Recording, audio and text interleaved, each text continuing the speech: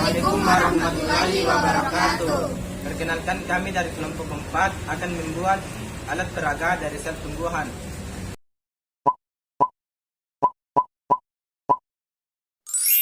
Sel tumbuhan adalah suatu unit satuan kecil, memiliki selaput tipis yang di dalamnya terdapat larutan koloid, senyawa kimia.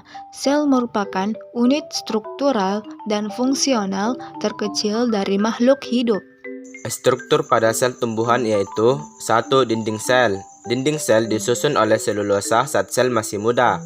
Sejalan dengan proses pertumbuhan dan perkembangannya, sel akan mengalami penambahan zat lignin atau lignifikasi, sehingga dinding sel menjadi kuat dan liat. Oleh sebab itu, dinding sel digunakan untuk melindungi dan memberi bentuk sel. Yang kedua yaitu retikulum atau endoplasma atau RE. Retikulum berasal dari kata reticular yang berarti anyaman benang, ialah karena terdapat memusat pada bagian sitoplasma atau endoplasma.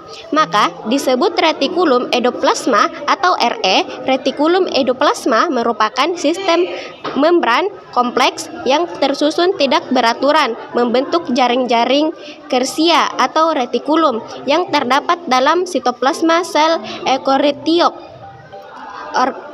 Organel ini berfungsi sebagai saluran yang di dalam sitoplasma yang menghubungkan nukleus dengan membran sel. 3. Badan Golgi. Organel ini membentuk struktur seperti ialah yang kompleks. Badan Golgi berfungsi untuk mengangkat dan mengubah secara kimia materi-materi yang dapat di dalamnya, menghasilkan lendir, lilin pada tanaman perca, dan sekresi yang berfungsi lengket. Karenanya pada sel kelenjar jumlah pada Golgi lebih banyak. Kadang-kadang berperan dalam transport lemak, sekresi protein, glikoprotein, karbohidrat, dan lemak. 4. Mitokondria. Mitokondria merupakan organel sel yang bentuknya beraneka ragam, yaitu oval, bulat, silinderis, sepertigada, dan ada yang tidak beraturan. Strukturnya sangat kompleks. Organel ini merupakan tempat berlangsungnya respirasi aerob dalam sel.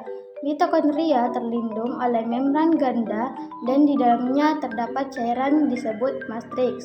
Membran dalamnya berlekuk disebut krista.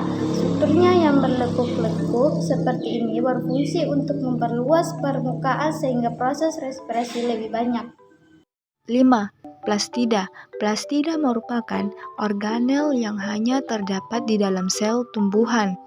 Organel ini berisi pigmen atau pemberi warna. Plastida yang berisi pigmen klorofil disebut kloroplas, berfungsi sebagai organel utama penyelenggara proses fotosintesis.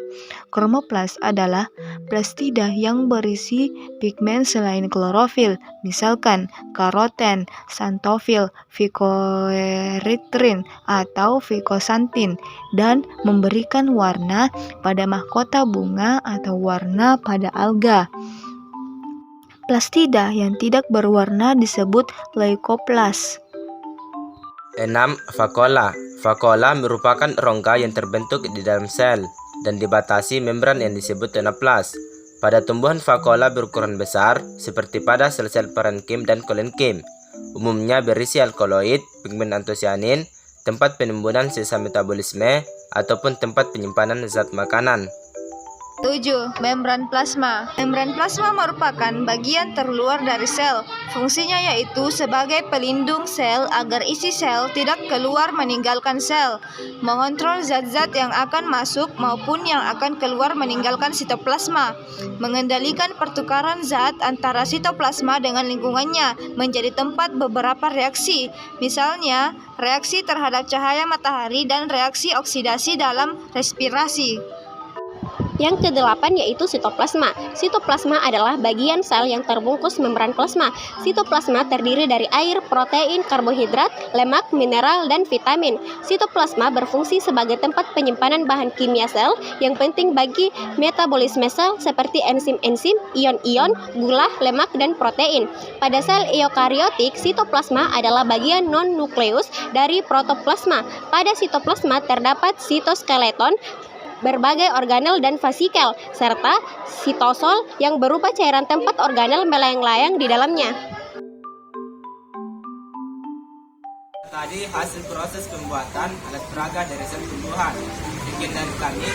Assalamualaikum warahmatullahi wabarakatuh.